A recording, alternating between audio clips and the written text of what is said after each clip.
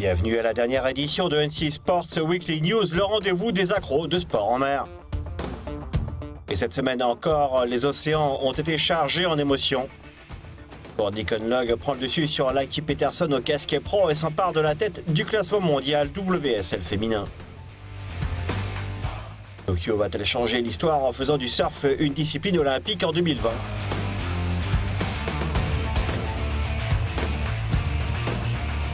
Dans la première partie de la mi-transat de la Guadeloupe 2015, Baudard et Lipinski s'imposent en proto et série.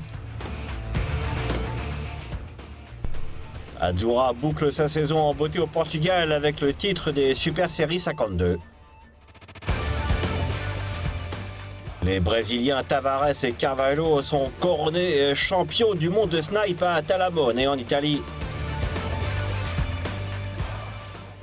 Loboué remporte la finale de Bilbao, mais c'est Hunt qui prend le titre de champion du monde de plongeon en falaise.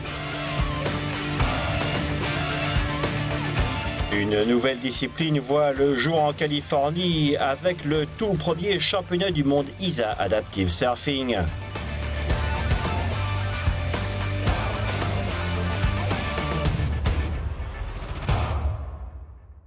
N6 Sports, plongé au cœur de l'action.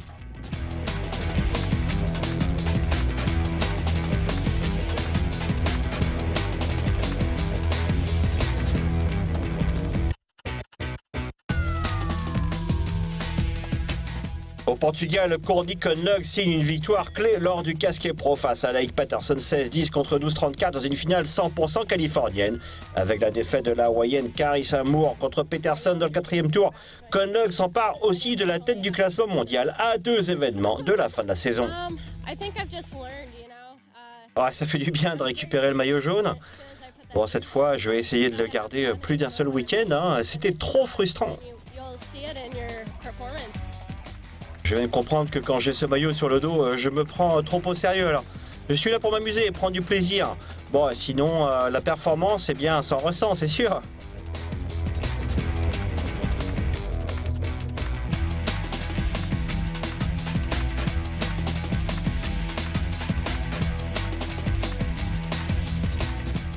La fin de la saison WSL 2015 chez les femmes promet d'être chaude, avec seulement quelques petits points qui séparent Conlogue et Moore. Derrière elle, l'Australienne Sally Fitzgibbons-Patterson et la Sud-Africaine Bianca Buitentag peuvent encore venir jouer les troubles faites dans leur lutte pour la 3e place. La prochaine étape du WSL sera en France le Roxy Pro mi-octobre avant la grande finale à Hawaï en novembre.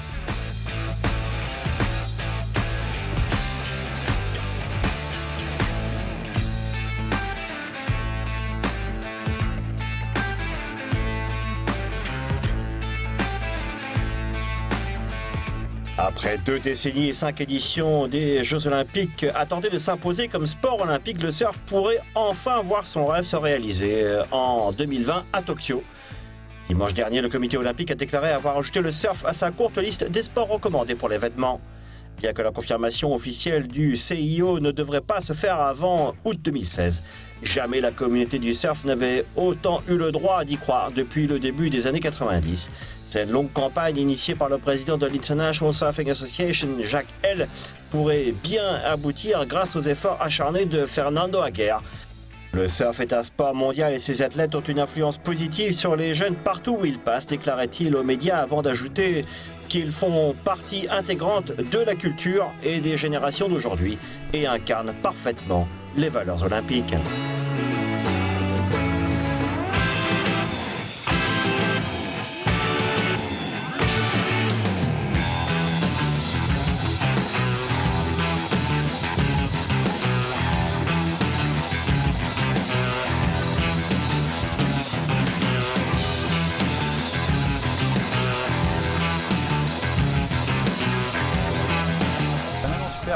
Et puis à la fin, la glissade au portant, un peu du bonheur. Ce bateau m'étonne de jour en jour. C'est vraiment un bateau incroyable. Ouais, c'est une belle réussite ce bateau. Il aura fallu 6 jours, 19 heures, 4 minutes et 46 secondes au Français David Baudard pour rejoindre Lanzarote et gagner la première traversée de la mini-transat île de la Guadeloupe 2015 dans la catégorie proto. Partie de Douarnenez dans le Finistère en France le 19 septembre, la flotte aura d'abord connu le calme du golfe de Gascogne avant d'affronter du gros temps le long de la péninsule ibérique jusqu'aux îles Canaries.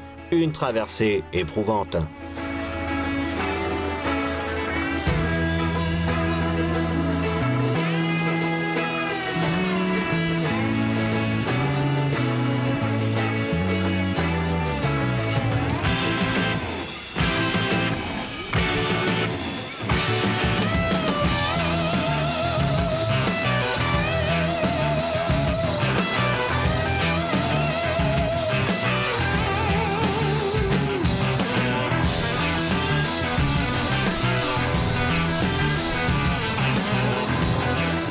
Godard à bord de Flexirub cherche co-sponsor à devancer deux de ses compatriotes. Axel Trayan sur Alev Racing et Frédéric Denis sur Naughty Park qui se sont affrontés tout le long de la course et finissent à moins de 6 minutes d'écart l'un de l'autre. Dans la catégorie Series, le podium est aussi 100% français avec Yann Lipinski sur Entreprise Innovante qui s'impose en 7 jours 14 heures et 31 minutes. Le Turquet sur Tereal 2e à Fernbach et sur Pogo 3 Enaf complète le podium. Il leur reste plus de 5000 km à parcourir pour les skippers qui s'élanceront le 31 octobre en direction des Caraïbes et de l'île de la Guadeloupe pour une traversée d'environ 2 semaines.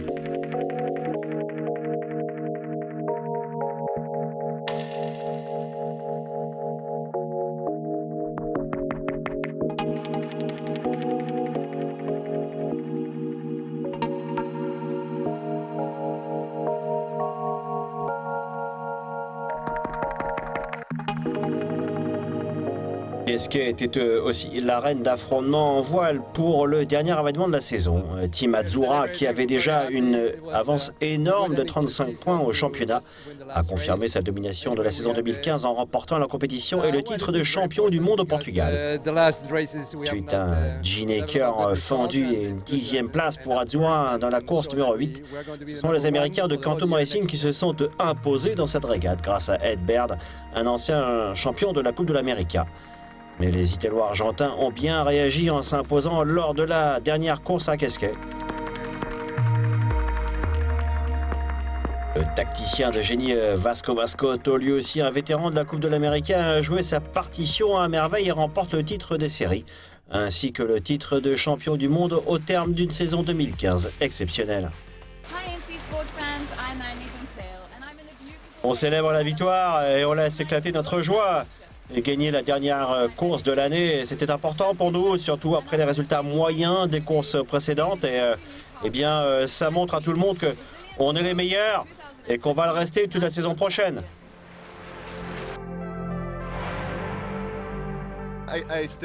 Et Azzurra est une des équipes italiennes les plus prestigieuses et porte des couleurs du club de voile Costa Smeralda depuis la Coupe de l'América de 1983.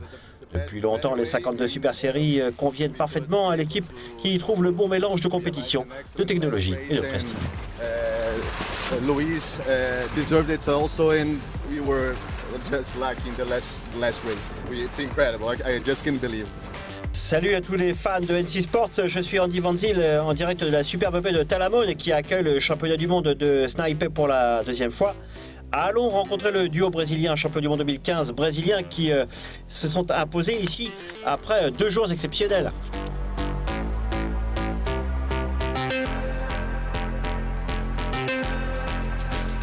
J'en reviens toujours pas. On est venu en espérant finir dans le top 10, mais bon, les choses se sont trop bien passées pour nous. On a fait une super dernière course, Louis et moi. C'est vraiment incroyable, vraiment exceptionnel. On n'arrive toujours pas à y croire.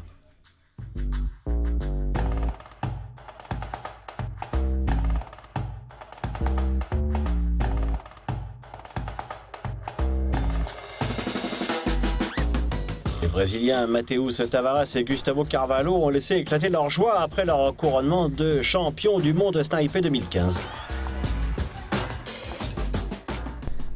Luis Soubi et Diego Lipsic, les Argentins, ont dû se contenter de la 2e place à l'issue d'une lutte acharnée alors qu'ils avaient mené tout au long de la semaine. Les Espagnols Alvaro Martinez et Gabriel Utrera prennent la médaille de bronze avec 61 points, avec respectivement 2 et 10 points de retard sur les Brésiliens et les Argentins.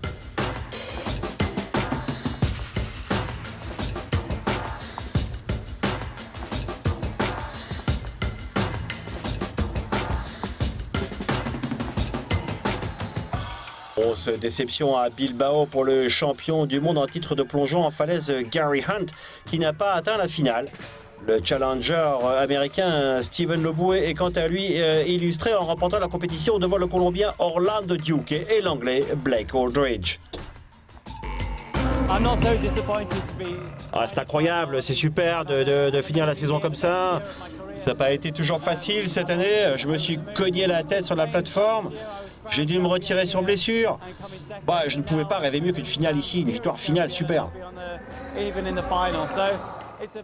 Mais au classement général mondial FINA 2015, rien ni personne ne pouvait empêcher le talentueux Britannique de s'offrir sa 5e couronne en 7 ans, à l'issue d'une saison exceptionnelle.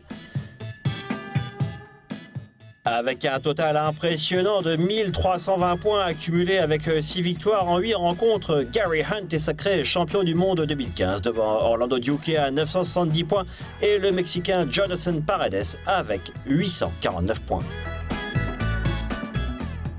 Pas trop déçu de ne pas être arrivé en finale. Bon, j'ai fait la meilleure saison de ma carrière, donc je plane un peu. C'est juste bizarre de revenir ici où j'ai fait 2e l'an dernier pour gagner le titre. Et de conserver mon titre cette année sans même atteindre la finale. Bon, c'est dommage, mais je vais m'en remettre et profiter maintenant de mon titre de champion du monde.